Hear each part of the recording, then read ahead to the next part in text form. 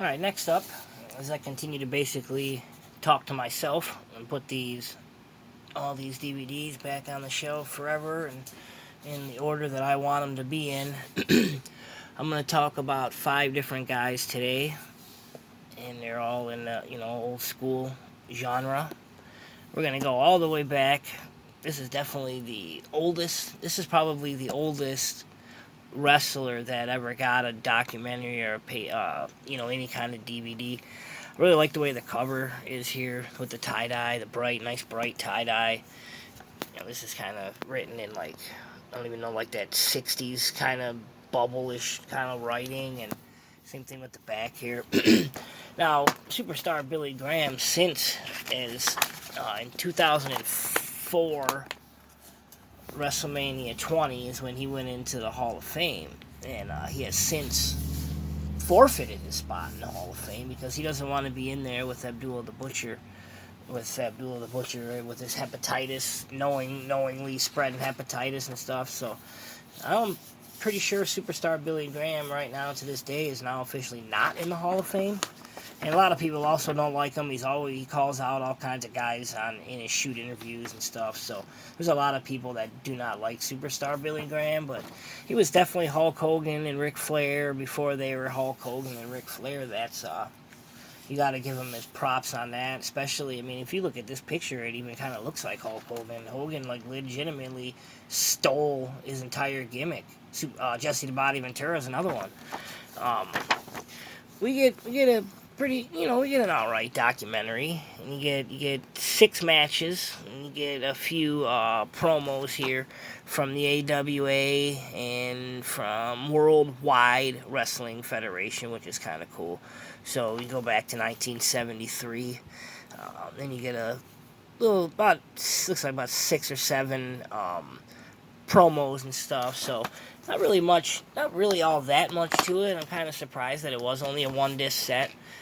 You might as well, if you're gonna put something out, you might as well kind of go all out and at least make it a 2-disc set if you're gonna celebrate the guy's entire career in one shot and put a documentary. So I just felt like they could have did a lot more with this. But honestly, I was also not really that big of a superstar Billy Graham fan either, so I really don't care too much, to be honest, about that or getting any more of him. Next up, Ricky Steamboat, The Life Story of the Dragon. Another WWE Hall of Famer. I'm pretty sure he went in 2009, WrestleMania 25 with Austin. This DVD here is crazy because it's literally just beat up. It's ripped there, and it's all ripped up and messed up here, and you can see just all around it. Opening it up, it's falling apart. It's got the insert, the discs are all scratched up. This is another one that I paid $1 for, so that's why the pictures are good and stuff. This is one of the ones that came around before I was even collecting, and I still have it. I almost want to purchase this one again because of the condition that it's in, but you get yourself a documentary and you get a whole bunch of stories here. The rest of disc 1 is all filled with just stories. And a couple promos there, and he's on the Body Shop, so pretty cool. Tuesday Night Titans down there. Disc 2, you get his matches, goes back from 1983, and then in Disc 3 here, he goes up to his comeback at Backlash, which is pretty cool, against Chris Jericho, and up through 1992, so you got a 17-year hiatus there. Iron Man match, Rude and Steamboat. So there's a lot of good stuff. Especially technical wrestling on this. 2 out of 3 falls here. Ricky the Dragon against Ric Flair. So back in Disc 2 too, where they're fighting for the NWA tag titles. Here's another one against Ric Flair. And like a lot of these too, and obviously you get the Macho Man match, you get one here against Jake the Snake from WrestleMania 3, but they got alternate commentary, that's all you got to do. If you keep rehashing the stuff over and over and over again, all you got to do is just at least throw a new commentary on there, alternate commentary, and all of a sudden you got yourself a brand new match basically. But I don't know. So at least when it is in there, I like it. Makes it probably so much better. Otherwise, if it's not in every single one, I guess. Next up, American Dream, the Dusty Rhodes story. Now, this one is supposed to sing, but my copy doesn't sing, and a brand new copy of this is about $80, so no sense in worrying about that. But give yourself a really good documentary. Documentary is like almost 2 hours, and and I love the way the format of this. I mean, the setup is really nice, and the way this part, this part here, it opens up, so it's really cool. You get a lot of text here, and like I said, you get the documentary, and then you get yourself some matches from the AWA. 1973 here on Dusty Rhodes. Also, you got Dick the Bruiser showing up on there. You got Terry Funk, Harley Race. You got Superstar Billy Graham.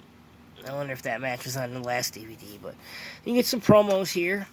Vince McMahon interviews Dusty Rhodes, 1977. This too, you got yourself some stuff from Madison Square Garden, Championship Wrestling. There's another Superstar Billy Graham match. So, and you got to hear with Great American Bash in WCW. Then you go on to a whole bunch of promos here, Mid-Atlantic, NWA. Then this is all of his matches from the WCW NWA era. When you go into, flip it over and go into Disc 3, SummerSlam, Survivor Series, WrestleMania 6. You do get Living Dangerously from ECW, which is cool, and you get Greed, which is the last WCW pay-per-view before that went under. So that's pretty cool, too. And then you get just a whole bunch more promos, all of his little vignettes when they brought him into WWE. So just a very well done, well put together set. The whole thing looks good. Next up, we got the Icon, Sting. Sting just showed up in AEW Wrestling, which is, to me, I mean, I never liked Sting, so I really could care less, but there's no doubt about it, his drawing power, and he's definitely a star, and he's definitely a made man in wrestling, so having him come out at any time is really cool. He didn't even say anything. He come out, walked to the ring, took his bat out of his coat or whatever, and pointed it, and then walked right back up the ramp, so these two DVDs here, the first one that came out was the Best of Sting. This one came out in 2014. Pretty cool, scorpion shot there. I do like the way they go about, at least the artwork. That's a pretty cool picture. You got the yellow, and then you got the black and white, and then you got the red and black. So that's really cool. As far as that goes, but other than that, it's just your basic three disc match compilation, and it goes all the way from UWF with the Blade Runners, where he teamed with Ultimate Warrior, and you get NWA, WCW, a lot of Nitro stuff. You get his the Crow kind of thing when he's the face of WCW. A lot of matches, a lot of good Sting matches if you like Sting, and it goes all the way to the last Nitro in March 26, 2001. So 25 years, long time on this, span of matches here. Next year, one more thing I forgot about this too. The other day, just recently, I learned that this specific copy, is worth a little bit more than, I'd say, a different copy, because if you look on the back, I got a misprint here. This is not even Sting. It's supposed to be Sting, but this is the Japanese version of Sting. So I mean, you can tell that's not him, but I don't know why you couldn't, with all the pictures that you have of Sting. You own literally probably a million images. You can't. But they did go back and fix it. But just how do you let that? How does that even get into the final copy? I just don't get it. But whatever. Another misprint rarity in the collection. In the next year, 2015, Sting got his real specific release where he gets his full documentary. Talks about pretty much everything. NWA Clash of Champions, Great American Bash, talks about him coming into WWE, so it's pretty good. And then the same thing here, I really like this artwork. You get the red, white, and blue, a different picture on the disc too, and you get the black and white Sting there. You get the black and white Sting again there. That's the WrestleMania 31 shot. And you get some stories here, and then you get a bunch more matches. Looks like you got 3, 6, 7, 10, 12, 17 matches. So that's not bad, leading up to Sting's Survivor Series debut in 2014, and then his match against Triple H at WrestleMania 31. So it does go, like I said, it does go over his career pretty well, 1985 to 2015. So he's got 30 years duration here. There's got to be a lot where they skip over. Well, obviously, from 1999 to 2015, they skip over because they can't put any of the TNA stuff on there. Which would be cool if one day they could come to an agreement and just slap the TNA label on it, as long as they give them props and do some Kurt Angle stuff and Dudley Boy stuff and Hulk Hogan stuff. There's a lot of WWE, AJ Styles especially, Jeff Hardy. The list goes on and on. Kevin Nash, with guys that were in TNA that have some cool highlights from TNA that I would like to see on a WWE release. And then lastly, today, I'm going to go with the Nature Boy, Ric Flair. We'll start with this one, even though this was the most recent one. This was the 30 for 30. This one wasn't even an actual WWE release, but I keep it with the Ric Flair, obviously, anyway. This was just an absolute phenomenal documentary, interview, whatever you want to call it. It was really good from start to finish. 77 minutes of listening to this guy talk as the greatest wrestler of all time, for sure. It was just really good. It was really good, really, emotional and really, really comedic. There was just so much to it, where it gets into the death of his son, and it gets into his drinking and just being on the road and carrying companies and going back and forth from companies and being 40, 50, 60, 70 now. And so Ric Flair's had one hell of a ride, and I would suggest, at least if you could probably find this at least on demand and watch the documentary for sure. There's really no special features. You get some extra statements and a little bit of interview extras, but no matches or anything. And you don't need it, because you get the Ultimate Ric Flair collection here. This was, to this day, the highest selling WWE DVD, and there's a good reason, because it's really good. That's why. And it just gets into, there aren't that many matches technically on this DVD, but it goes into the match against Harley Race at Starrcade 83, and then you just get you get segments leading in, you get the pre-match interviews, you get the post-match interviews, and they did the same thing here, Starrcade 85 against Dusty Rhodes and Barry Windham, and going over his rivalry with Ricky Steamboat, Terry Funk from their Clash of the Champions hardcore battle, a couple stories down here. Disc 3, you get the entire 1992 Royal Rumble, and you get a bunch of segments here from that time frame. And then Clash of Champions 27 against Sting when he goes back to WCW. You get his World Wrestling Federation debut. It's Madison Square Garden. So there's so much on this DVD. This DVD is just absolutely awesome. For sure, one of my favorites. And I would say the same deal really goes for this one, the Nature Boy, Ric Flair, the definitive collection. Look at those shots there. You got just this is like 30 years difference here between that one and that one.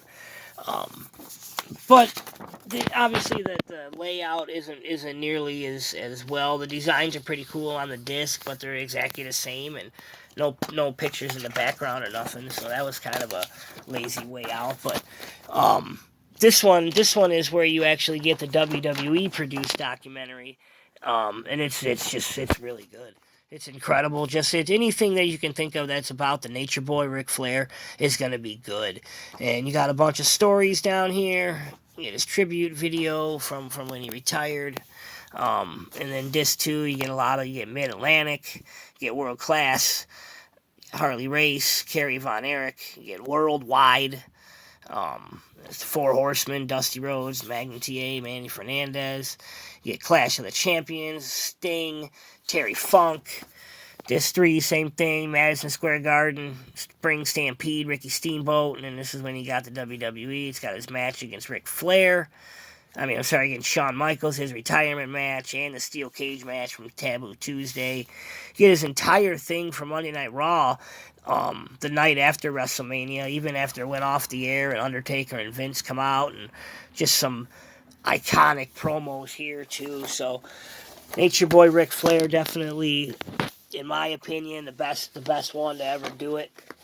The Rock, Stone Cold and Hulk Hogan will forever be the most successful wrestlers. And as far as wrestlers, that like Hogan with that rock and wrestling era put it on the map, and then brought it into mainstream, brought it into people's living rooms. And Stone Cold brought it back with the attitude that he had, and then just that whole pissing off your boss and drinking beer and stuff. Those two guys are on a level that nobody else will ever be on.